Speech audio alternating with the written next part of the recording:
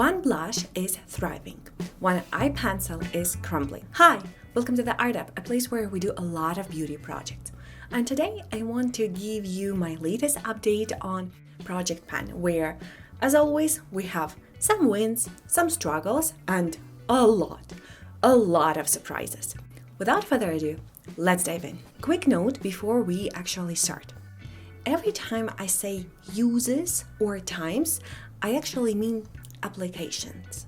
Like anytime I dip my brush into a powder blush, once for each cheek, I count it as one time, just to make sure that we are on the same page in terms of numbers. Let's start with a big update. I managed to finish my Laura Mercier Pure Canvas Blurring Primer. And as always, and everything in this project, it took me much longer than I originally anticipated. Mainly, it just turned out that my current panning foundation, my Misha BB Cream, doesn't work well with Laura Mercier Pure Canvas. The foundation sits weirdly on top of it like powder, so I ended up reaching for it much less. But with my Maybelline Fit Me foundation, the one from another project, it works perfectly. It's a great combo. So after 20 uses in this update and I think 24 uses overall in this project, I finished finally that primer because it was one of the oldest in my collection. I would say that Laura Mercier Pure Canvas is a good, solid blurring primer, but it is just very foundation dependent. Now, did you think I was going to finish my Urban Decay Primer Potion? Yeah, me too, but surprise, surprise, it's still hanging on. I am honestly shocked at how long this tube can actually last. I used it 16 times, I think 31 uses in total in this project, and I swear, there is still a good 15 uses left. Like, it magically refills itself. I even started using it around my lips whenever I'm wearing red or some darker lipstick, just to prevent smudging. Still hanging on. Mind-boggling. Since I was so focused on finishing Laura Mercier primer, my Misha BB Cream got a little bit neglected this month. I really thought I would have it finished by this update, and probably I could have if my foundation and my primer played nicer together. Usually, one pump is enough to get light to medium coverage, and I see that it is definitely on its last leg because I can feel how the stem of the pump is sticking out. So I'm calling it. Next time, it is going to be empty. As for the concealers, finally, the purple one got a little bit of love. I use it 4 times to brighten things up and slightly clean my bronzer and contour. The green one I actually didn't use at all because I got a perfect match for my foundation, so no tone tweaks were needed.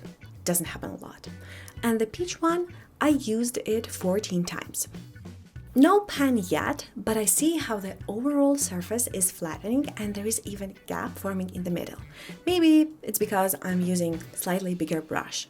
Honestly, I'm pretty okay with this product going a little bit slower because right now it's my only concealer corrector duo and I really enjoy this slightly brightening effect that I get under my eyes without feeling and looking too heavy. Now onto blushes, starting with the liquid one. This is a DIY mixture that I created from warmer shades from my Soft Glam palette. I created this blush specifically for under blushing because I love layering my blushes. I used it 6 times this month. But the real hero of this update is, drumrolls please, my Bare Minerals blush.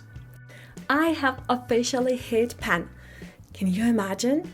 After 4 extra uses, I think 22 in total, I've hit the pan. This is my second blush that I hit pan in this year. I've never done that before, ever. At first, I was not excited about it, but Once I found the right brush and the right shade of foundation, which, believe me, it's extremely important for a blush, I have completely changed my mind.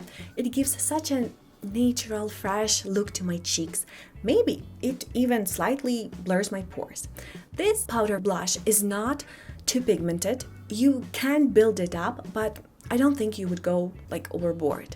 No, I'm really obsessed about it. So, bronzers. Currently, I'm also working on two, the liquid one and the powder one. Somehow, at this time of the year, I'm more inclined to use a liquid bronzer, especially paired with my Hourglass translucent veil powder.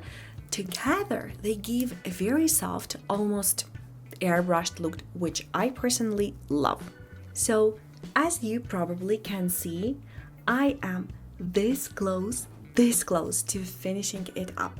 I used it 8 times in this update, and I think 18 times overall in this project. I do apply it with a sponge, and I know that it might soak up a little bit of extra product, but the end blend is so worth it. As for the powder bronzer, I also made some progress. I focused less on deepening the pan, but more onto the leveling the whole surface of the product. I tried to focus on the top corners instead of deepening the pan. I used it 9 times, not as much, but still, I have a pan in bronzer. It has never happened to me before. I have a feeling that this bronzer's time to shine is going to be this summer, and I am so waiting for that. Now, speaking about surprises, loose powders. They definitely take longer than you expect to finish. Like, here is my Hourglass translucent veil powder. I use it mainly to set the periphery of my face. I used it 11 times this update, and the marking didn't budge even a little bit. Powders are sneaky like that, and they always take longer to use up.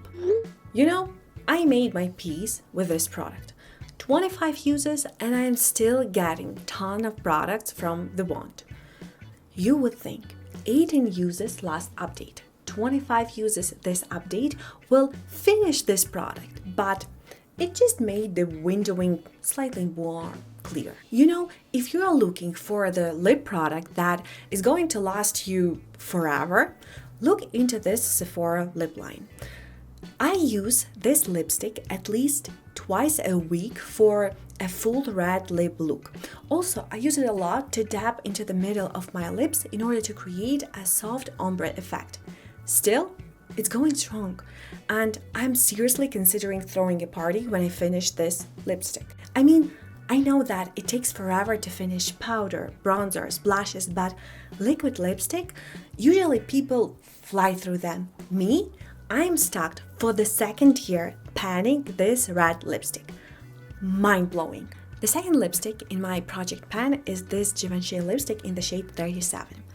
I used it 10 times this update alongside with my Urban Decay Primer Potion, and slowly but surely I do see the progress, and I'm very happy about it. Out of all of the products in this project, this one is the most enjoyable to work with because it's my favorite lipstick, and I get so much joy every time I apply it instead of seeing it just lying in my drawers. Though I'm not sure if I would be able to find it once again in a mini size, because when I got it, it came as a part of set, and when I later checked several websites to find it, they didn't offer a mini size, and the full size was 50 Canadian dollars. So I did get this thought at the back of my mind that maybe I should save it for a perfect occasion, but no. Life is too short to wait for a perfect moment. Why not to enjoy it while it lasts and get the most out of it right now? Now, the last lipstick that I have in my project pan. Yes, I have 3 lipsticks in my project pan. It is Maybelline in the shade 15. I've used it 15 times. I think 18 times. And while it is a great, affordable drugstore lipstick, between this one and the Maybelline crayon that I have, I would prefer the Maybelline crayon. This lipstick is slightly drying while the crayon goes smoother, applies much better and lasts longer. It even gives a slight tint to your lips, which I really enjoy. Though I love this lipstick for its color, especially when it's paired with a gloss, it's perfect. Unfortunately, the packaging is not see-through, but I have a feeling that it will definitely last till the middle of summer. Now let's tackle the eyeliners and eye pencil before we move to eyeshadows. I have 3 in this project. The first one is from Girl Cult, and I tried to use it up, but it is done. I got it in October, and listen how dry it is. I'm super torn. Should I just declutter it out of sight, out of mind, or maybe try to revive it and use as a liquid eyeliner, because the color is gorgeous. It is super sparkly and super shifty. That's why I initially got it. So should I even bother reviving it? The second one is the red copper one from ColourPop. I use it twice as a base for my eyeshadows. Really liked it. And the third one is a purple one, also from ColourPop. I use it 6 times as my eyeliner, and I have actually a very good feeling about this one. If I push a little bit harder, I think I can finish it within like 2 or even 3 months, especially in summer. Now let's talk about eyeshadows. I really focused on Romantic Nomad this month, and as you can see, it has been really well loved. Now let's break each shade one by one. Let's start with the shade number 1. It is a creamy matte shade that I use 16 times to set my primer. You might see a slight dip in the pan because the mattes in this palette are extremely hard pressed. The next one is shade number 2. I couldn't find the name for the shades, so I just dedicated number to each of them. It's a gorgeous champagne sparkle that I used 12 times, and as you can see, I hit a pan on it. I loved using it all over the lid. It's just an easy, everyday shade. Shade number 3 is a darker neutral gold. I've used it 11 times, and as you can see, I've got a little pan there as well. Usually, shades number 2 and number 3, I apply with this kind of brush that works very well for picking them up and applying all over my lid. Next up, we've got shade number 4, and unfortunately I've used it only once because this is that darker satin purpley shade that is very hard for me to place in my makeup routine because it is not enough as a standalone color. It's too dark for inner corner and too light for outer corner. So if you have any suggestions how to use it, I'm all ears. Shade number 5 is a beautiful lilac inner corner highlight. I've used it, I think, 11 times, and I am pretty close to hitting pan. It is one of my favorite colors in this specific palette. Then there is shade number 6. It is a duochrome that shifts from pink to light purple. Unfortunately, I used it only 3 times, but I already have a lot of looks in my head how to use it, so I think its time is coming. Moving on to shade number 7, and it is almost gone. To tell you the truth, I've been going back and forth whether to wait until I finish it before updating you. But I decided not to do so. I want to update you as the progress goes and just to show it as everything is. This shade was mainly used as a highlighter because it complemented majority of my looks, and I think I still have like 3 more uses. Moving on to eyeshadow number 8. It is a magenta satin, and I've struggled a lot with how to place this eyeshadow, and I mainly use it as a nail polish. I'm totally fine with that because I don't want to force myself to use the eyeshadow just for the sake of it being an eyeshadow. If I come up with a good look, I'll take it. For now, it's quite tricky for me. I used shade number 9 only twice this month, and mainly as a blush because unfortunately it's a little bit too peachy for my crease. While it can work as an inner corner highlight, it doesn't go with all the looks because it's not light enough. Shade number 5 does a much better job in that sphere, but this eyeshadow as a blush is just perfect. Now, the shade number 10 is the only real crease shade that I have in this palette, and I use it 29 times. 29 times and no pan yet. I mean, there is a dip forming in the middle because I use a loose, fluffy brush majority of the time, but honestly, I was kind of hoping to have at least a little pan by this update, but it is what it is. As you remember from a previous update, there used to be an empty spot for the shade 11. Now you can see there a mixture of shade 12, 16, and 10. This is a custom brow shade that I have already used 14 times. That's why you see so much disruption and pan there. And this shade is the reasons why you have the scuff marks on the shade 12 and 16. Let's leave aside the shade 13. It is a result of my experiments, not very successful. And shades 14 and 15. I used each of them only once. Shade 14 all over the lid and shade 15 as an eye wing, and it looked super cute there, so I think I want to play more with it. Now let's move on to my second unofficial project pan palette, and I've used each of the shades here once except for this one, the sparkly black one, and I was pretty surprised with that usage because I thought I would use it much more, but Romantic Nomad covered all of my everyday makeup needs. I am so ready to roll in the new products. So the primer.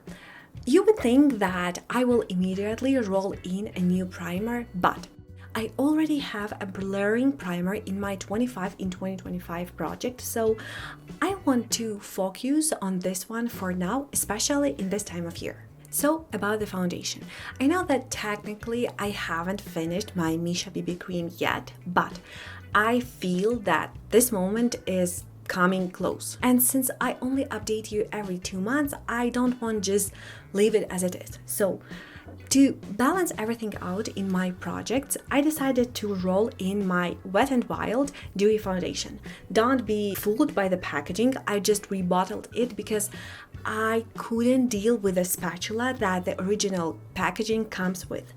Pump is so much better, and I know that I will use much more of it from now on. Now the blushes. Since I've already hit pan in 2 of them, which honestly feels like a dream, I am feeling a little bit ambitious, so I want to introduce my Hourglass Ambient Lighting Blush in the shade At Night. I'm not going to finish it this year because, let's be real, that's not gonna happen this year, but hitting pan in this corner, I think that should be pretty doable. And the bronzer. I have I think 3-4 uses here, so instead of introducing other, and I don't think I have any other liquid bronzers, I think I will make one more from the leftover samples that I have from darker foundations, and I think that will be a great win-win situation because I will use the leftover products and I will have something to work on in this project. And finally, I want to hear your thoughts on something. Usually my project pan updates include eyeshadow palettes, but it always takes so much time filming and editing that kind of video. I feel like by the end of the video, I am rushing through the explanation on how I use the eyeshadows or the looks that I created. I don't even put them because I feel that the video is too long and sometimes quite rushed. So here is my idea. What if I split it in 2 separate videos?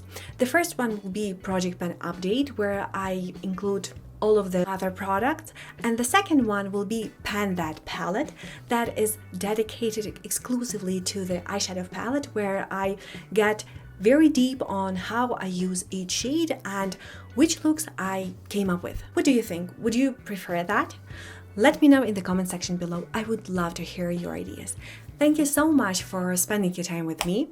I'll see you next time. Bye!